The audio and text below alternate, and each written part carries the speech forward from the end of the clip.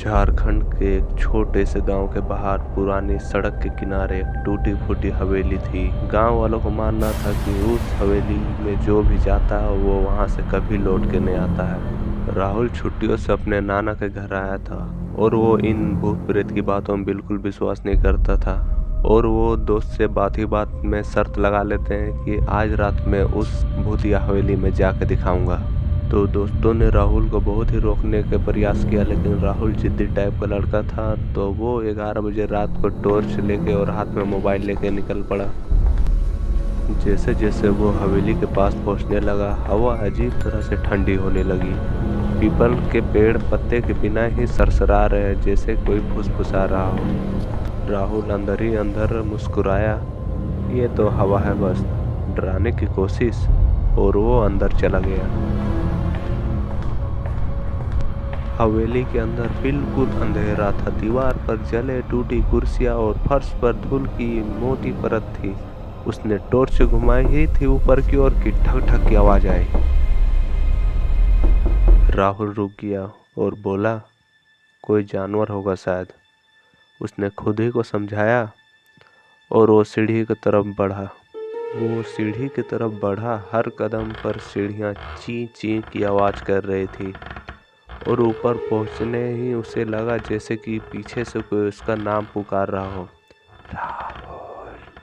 राहुल का दिल एक पल के लिए रुक गया और वो झटके से पीछे मुड़ा, बट वहां कोई नहीं था।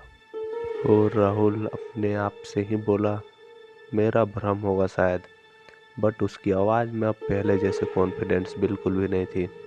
तभी सामने वाले कमरे के दरवाजे अपने आप क्लिक करके खुल जाता है।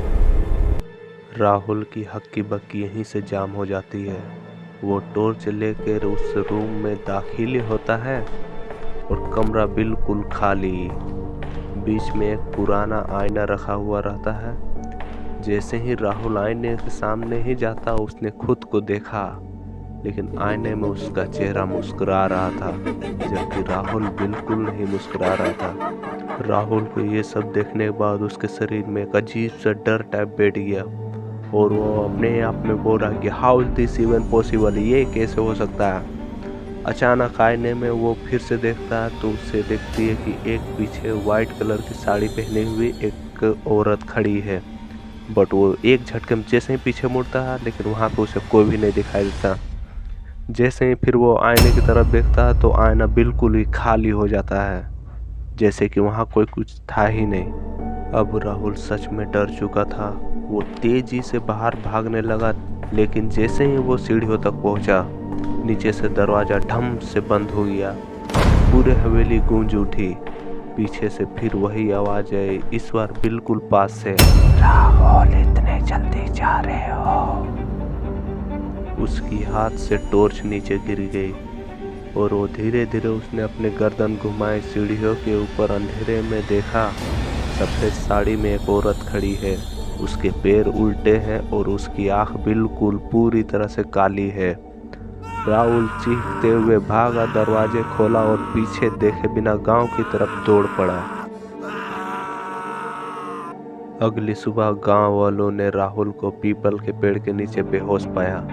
जब वो होश आया तो वो बस एक ही बात बार बार बोल रहा था, वो आईना में अभी भी खड़ी है। गांव ने बुजुर्ग ने धीरे से कहा, हवेली वाली औरत पहले आईने में दिखती है, फिर साथ घर तक चली आती है। उस रात राहुल के कमरे के आईने पर किसी ने अंदर से उंगली से लिखा, मैं आ गया।